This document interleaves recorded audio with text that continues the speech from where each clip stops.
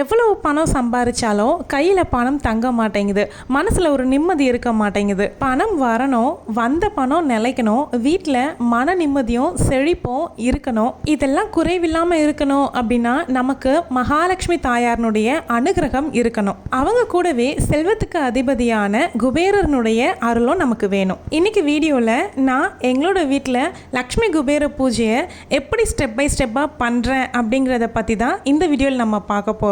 நான் ரொம்ப சிம்பிளான முறையில் தான் பண்ணுவேன். அந்த முறையிலேயே உங்களுக்கும் கற்றுக் கொடுக்குறேன். Welcome to my channel. நான் உங்கள் பிரியா. என் சேனலை சப்ஸ்கிரைப் பண்ணி தொடர்ந்து ஆதரவு கொடுத்துட்ருக்க உங்கள் எல்லாருக்குமே ரொம்ப நன்றி. இனிமேல் சப்ஸ்கிரைப் பண்ண போகிறவங்களுக்கும் ரொம்ப நன்றி.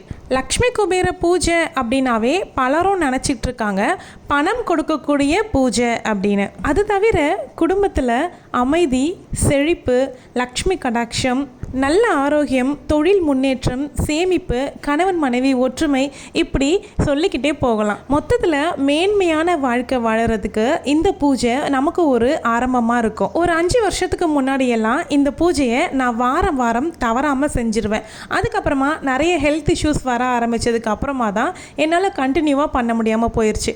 இப்போது நல்ல ஆரோக்கியமாக இருக்கிறேன் அப்படிங்கிறதுனால இந்த பூஜையை திரும்பவும் எடுத்து ஆரம்பிச்சிருக்கேன். நிறைய பேருக்கு தோணலாம் லக்ஷ்மி குபேர பூஜை அப்படின்னாவே வருஷத்துக்கு ஒரு தடவை வரக்கூடிய, அதாவது தீபாவளி அன்று செய்யறதுக்கு மட்டும்தானே லக்ஷ்மி குபேர பூஜை, எப்போ வேணும்னாலும் செய்யலாமா அப்படின்னு தோணும். நம்ம வாரம் கூட செய்யலாம். நமக்கு ஏதாவது ஒரு வேண்டுதல் இருக்குது அப்படிங்கிற பட்சத்தில் அந்த வேண்டுதலை வச்சு 9 வாரம் நீங்கள் தவறாமல் செஞ்சுக்கிட்டு அந்த வேண்டுதல் நிச்சயம் நிறைவேறினதுக்கு அப்புறமா உங்களுக்கு விருப்பம் இருக்குது அப்படின்னும்போது நீங்கள் கண்டினியூ பண்ணிக்கலாம். நானுமே 9 வாரம் செய்யணும் அப்படிங்கிறதுக்காக தான் ஆரம்பிச்சிருக்கேன். இந்த வீடியோ எடுத்த அன்னைக்கு 2வது வாரம். குபேரருக்கு உரிய நாள் அப்படின்னா அது வியாழக்கிழமை. மகாலட்சுமி தாயாருக்கு உரிய நாள் அப்படின்னா வெள்ளிக்கிழமையும் கூட வியாழக்கிழமையும் செய்யலாம். இந்த பூஜையை நீங்கள் உங்களுடைய சௌகரியத்துக்கு ஏற்ற போல் வியாழக்கிழமையும் செஞ்சுக்கலாம், வெள்ளிக்கிழமையும் செய்யலாம். எனக்கு வெள்ளிக்கிழமைகளில் மகாலட்சுமி தாயாரை வணங்கி பழக்கம் ஆகிருச்சு அப்படிங்கிறதுனால நான் 2 பேரையும் ஒரே நாளில் கும்பிட்டுக்கலாம் அப்படின்னு வெள்ளிக்கிழமைக்கு நான் மாற்றிக்கிட்டேன். உங்களுக்கு வியாழக்கிழமையே சௌகரியம் அப்படின்னா நீங்கள் அந்த நாளை கும்பிட்டுக்கலாம். வியாழக்கிழமை கும்பிட போகிறீங்க அப்படின்னா சாயந்தரம் 6 மணிக்கு மேலே நீங்கள் பூஜையை செஞ்சுக்கலாம். வெள்ளிக்கிழமை தேர்ந்தெடுத்திருக்கீங்க அப்படின்னா நீங்கள் சுக்கிரஹோரையில் தாராளமாக செய்துக்கலாம். சுக்கிரஹோரையில் வாய்ப்பில்லை அப்படின்னா அதே மாதிரி மாலை நேரத்தை தேர்ந்தெடுத்துக்கலாம். இப்போது நான் எப்படி செய்வேன் அப்படிங்கிறத சிம்பிளாக சொல்லிடுறேன். உங்களுடைய சௌகரியம் எப்படியோ அந்த மாதிரி நீங்கள் மாடுலேட் பண்ணிக்கோங்க. பூஜை ஆரம்பிக்கிறதுக்கு முந்தைய நாளே வீடு வாசல் எல்லாமே சுத்தம் பண்ணிடுங்க, தொடச்சி விட்டுருங்க. பூஜை பாத்திரங்கள் கழுவ வேண்டியது இருக்குது அப்படின்னா அதையும் செஞ்சு ரெடி பண்ணி வச்சுக்கோங்க.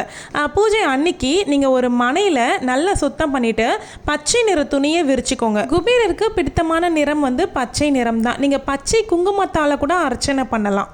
என்கிட்ட பச்சை நிற துணி இப்போதைக்கு இல்லை, வாங்க வேண்டியது இருக்குது. அதை வாங்கணும் அப்படிங்கிறதுக்காக நான் பூஜையை தள்ளி போட விரும்பலை, நான் ஆரம்பிச்சுக்கிட்டேன். நீங்கள் ஆரம்பிக்க போகிறீங்க அப்படின்னா முன்கூட்டியே வாங்கி வச்சுக்கோங்க. குபேரனுடைய படம் இருந்துச்சு அப்படின்னா அதை வச்சுக்கோங்க. குபேரர், அவருடைய மனைவி சித்திரலேகா, அது கூடவே மகாலட்சுமி தாயார் இருக்க மாதிரி படம் இருக்குது அப்படின்னா ரொம்ப விசேஷம். அப்படி இல்லை அப்படின்னா மகாலட்சுமி தாயாருடைய படம் மட்டும் வச்சு கூட நீங்கள் இந்த பூஜையை பண்ணலாம். பிள்ளையாரை மஞ்சளில் பிடிச்சி வச்சுக்கோங்க. இல்லை பிள்ளையார் சிலை இருக்குது அப்படின்னா நீங்கள் பிள்ளையார் சிலையே வைக்கலாம். குலதெய்வ படம் இருந்துச்சு அப்படின்னா இந்த பூஜையில் குலதெய்வம் படத்தை வச்சுக்கோங்க. படம் இல்லாதவங்க மனசளவில் குலதெய்வத்தை நினச்சி வேண்டிக்கலாம். எந்த ஒரு ஸ்பெஷலான பூஜையாக இருந்தாலும் கூட விநாயகருடைய அனுகிரகமோ நம்மளுடைய குலதெய்வத்தினுடைய அனுகிரகமோ இருந்தால் மட்டும்தான் நமக்கு அந்த பூஜையினுடைய பலன் முழுமையாக கிடைக்கும். முக்கியமாக குபேர யந்திரமோ ஐஸ்வர்ய கோலமோ வரைஞ்சிக்கோங்க. வெறுமனே தரையில் வரையாமல் அதுக்குன்னு ஒரு மனை வச்சுக்கிட்டு அதில் நீங்கள் வரைஞ்சிக்கலாம். இல்லை உங்ககிட்ட யந்திரமே இருக்குது அப்படின்னா நீங்கள் அந்த யந்திரமை பூஜையில் வச்சுக்கலாம். எண்களை மறைக்காமல் 9 நாணயங்கள் வைக்கணும். இப்போ நிறைய ஸ்டென்சில்ஸ் எல்லாம் கூட வருது, அது எல்லாமே நான் ப்ராடக்டாக டேக் பண்ணுறேன், வேணுன்றவங்க அதில் கூட நீங்கள் வாங்கிக்கலாம். நான் இந்த குபேர யந்திரம் மட்டும் வாங்கலாம் அப்படின்னு யோசிச்சு வச்சுருக்கேன். என்ன வேணாலும் நீங்கள் பூஜைக்கு வச்சுக்கலாம். முக்கியமாக வெத்தலைப்பாக்கு வாழைப்பழம் இருக்குது அப்படின்னா வச்சுக்கோங்க. அது இல்லை அப்படின்னும் போது வேறு ஏதாவது ஒரு பழ வகை இருக்குது அப்படின்னா வச்சுக்கலாம். அப்படியும் இல்லை அப்படின்னா நெய்வேத்தியமாக நீங்கள் ஏதாவது சர்க்கரை பொங்கலோ இல்லை பாயசமோ இல்லை பானகமோ எது உங்களுக்கு வந்து சௌகரியப்படுதோ அதை நீங்கள் செஞ்சு சுவாமிக்கு படைக்கலாம். இந்த பூஜை வந்து நான் நேற்று ஆடி 1 வெள்ளிக்கிழமை அன்னைக்கு செஞ்ச பூஜை. ஸோ நான் போயிட்டு மங்கள பொருள்லாம் வாங்கிட்டு வந்தேன்ல, அந்த மங்கள பொருளையுமே இந்த பூஜையில் வச்சுக்கிட்டேன். ரொம்ப ஆடம்பரமாக தான் செய்யணும் அப்படிங்கிறது கிடையாதுங்க. ரொம்ப ரொம்ப சிம்பிளாக இப்போ நானே வந்து ரொம்ப ரொம்ப எளிமையாக என்ன என் கையில் இருக்கோ அதை வச்சு மட்டும்தான் செஞ்சுருக்கேன். முக்கியமாக தாமரைப்பூ கிடைச்சிது அப்படின்னா நீங்கள் தாமரைப்பூ இந்த பூஜைக்கு ரொம்ப உகந்தது. எனக்கு தாமரை வந்து கிடைக்கல, அதனால் ரோஜா பூவும் முல்லைப்பூவும் போட்டிருக்கேன். வாசனை நிறைந்த பூ எதுவாக இருந்தாலும் நீங்கள் வந்து பயன்படுத்திக்கலாம். இது கூடவே நீங்கள் மகாலட்சுமி தாயாருக்கு உரிய சில வந்து பொருட்கள் இருக்குது, மங்கள பொருட்கள்.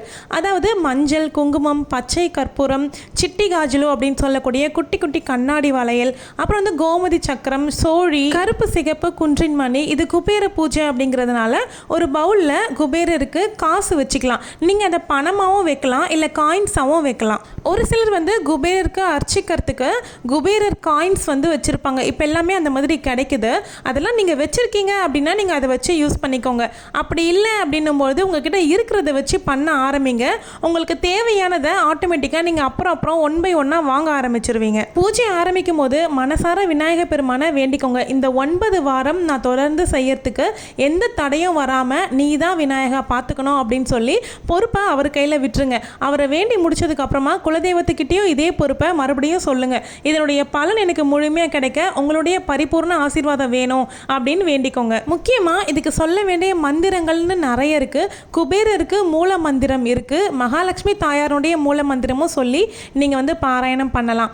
அப்படி இல்லை அப்படின்னா 108 போற்றிகள் இருக்குது.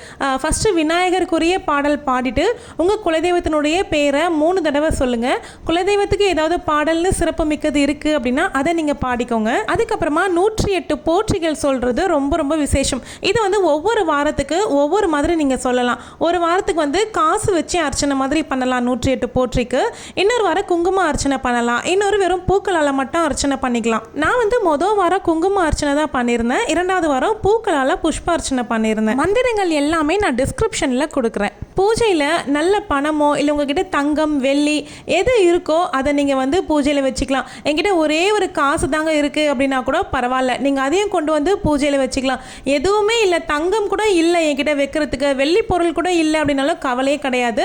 ஒரு 10 ரூபாவோ இல்லை 11 ரூபாவோ கூட நீங்கள் பூஜையில் வச்சு நீங்கள் ஆரம்பிக்கலாம். வாழ்க்கையில் பணம் மட்டும் கிடையாது, எல்லா நலன்களும் வளன்களும் இந்த பூஜை வந்து உங்களுக்கு அள்ளி கொடுக்கும். இந்த பூஜை நம்ம தொடர்ந்து செய்கிறதுனால பணம் மட்டும் வளர்ச்சி அடையாது, குடும்பத்தில் செழிப்பான வாழ்வும், வீட்டில் மன அமைதியும், வேலை தொழில்னு வரக்கூடிய வருமானத்தில் நல்ல ஒரு மேன்மையும், குடும்பத்தில் ஒற்றுமை சந்தோஷம்னு நிலைக்க வச்சு கடன் சுமைகளை குறைக்க வைக்கும். பாடல் எல்லாமே நிறைவாக பாடி முடிச்சுட்டு தீப ஆராதனை எல்லாம் காமிச்சு பூஜையை நிறைவுபடுத்திடுங்க. பூஜை பண்ணால் மட்டும் போதுமா அப்படின்னு கேட்டிங்கன்னா கிடையாது. நம்மளுடைய விடாமுயற்சிங்கிறதும் இதில் கண்டிப்பாக தேவை. வீடியோ பிடிச்சிருந்தா லைக் பண்ணிக்கோங்க, ஹை பாயிண்ட்ஸ் கொடுங்க, நிறைய பேருக்கு வீடியோ போய் சேரும். சேனலுக்கு புதுசாக வந்தால் சப்ஸ்கிரைப் பண்ணிக்கோங்க.